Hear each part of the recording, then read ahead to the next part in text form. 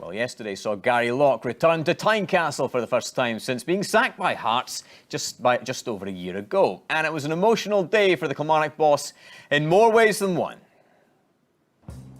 Just 3 days after gaining control of the club, the new owner of Hearts and Budge has been wielding the axe. Gary Locke is no longer the manager. It's been a turbulent few months for Gary Locke, ending his love affair with Hearts and then rekindling his romance with Kilmarnock.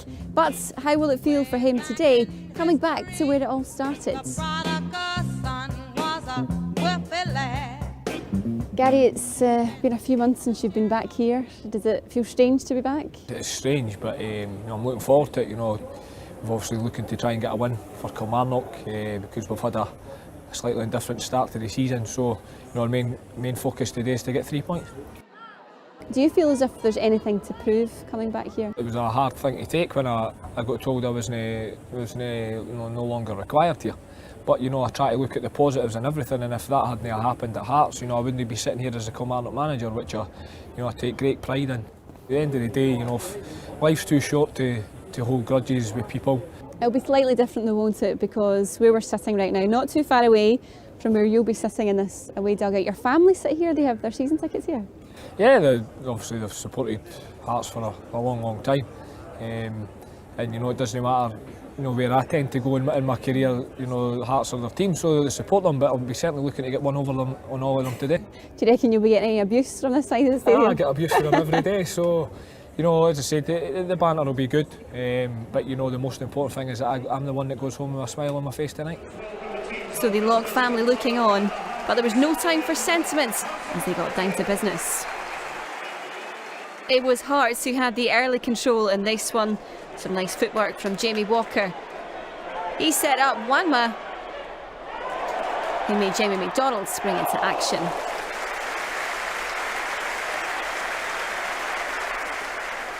Hearts were relentless in this first half and it paid off. The former Hearts player Conrad Ballatoni upending Osman Sow. And up steps Jamie Walker, making no mistake with the subsequent penalty.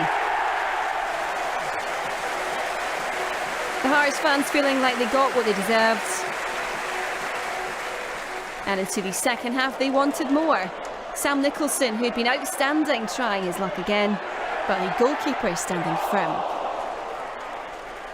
Kilmarnock began to show some signs of life and Conrad Ballatoni stepped up to take advantage of a poor clearance by Rossi.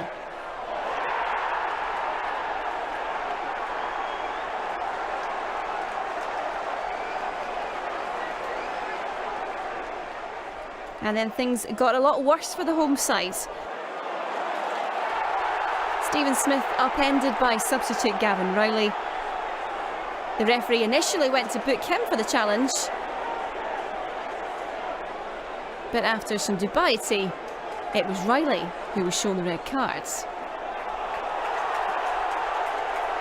Time for an early bath after only having been on the pitch for 5 minutes.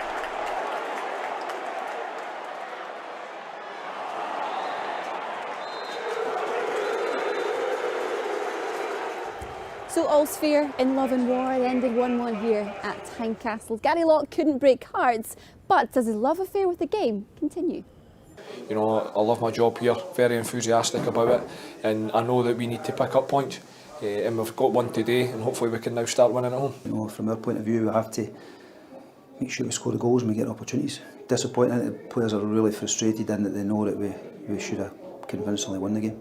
Well, everybody will talk to me now, so it's, there's not going to be any arguments in the family household. But the thing is, all I was concentrating on today, it's just good to come back. But my only concern today was to get points for Kilmarnock. We all know how much Hearts means to Gary Locke, and despite the fact he was getting 90 minutes of abuse from his family, Pat, yesterday, great for him that he was able to hold his head high after a 1-1 draw. Yeah, kind of small steps a wee bit for Kilmarnock at the moment, but yeah, I can actually see it going forward a little bit. I think Kilmarnock for the rest of the season, they just got to look at it as getting as far away from those bottom 2 places as they possibly can. And that's a good result today. Getting a point at Hearts, I think, even though they've had a tough time recently, Hearts, I think I think that's always going to be a tough place for everyone to go for the rest of this season. And I guess, Scott, in a similar way for Hearts, it's like a sold-out Tynecastle. You probably expect Hearts to get a win, but at the same time, it's little steps for them at the moment because they've had this little blip. Yeah, they've had a little blip. I think everyone was, you know, earlier on the season, it was all going really well, and everyone was tipping them for possibly second. You know, and they've taken a wee bit of a blip, but they're still a very good side. And like you said, they're at Tynecastle, they're a real threat. We certainly know all about that when we went there earlier in the season. Yeah. Gavin Riley, let's have a talk about his sending off.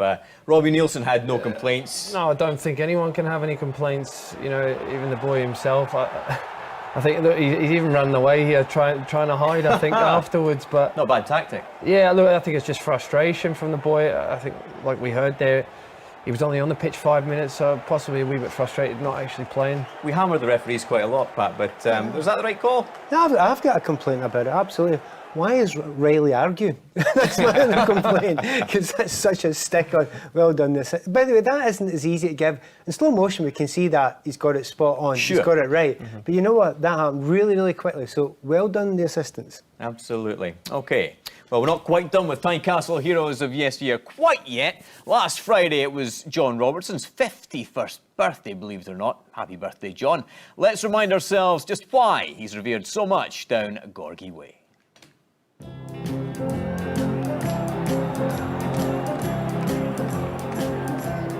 Robertson with it, there's a deflection, it's in!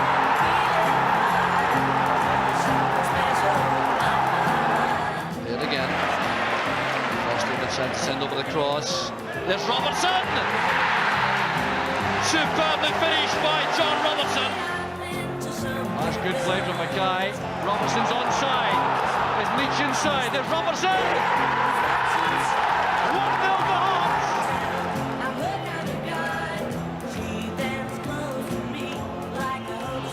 It's Robertson! It's almost unbelievable! Point all that leaves the Ladbrokes Premiership table looking like this evening. Aberdeen's lead at the top cut to 1 point after their calamitous performance at home, coupled with Celtic's victory today. Hearts in third place, down at the other end. Dundee United have hit rock bottom after that 3-0 defeat at Partick Thistle.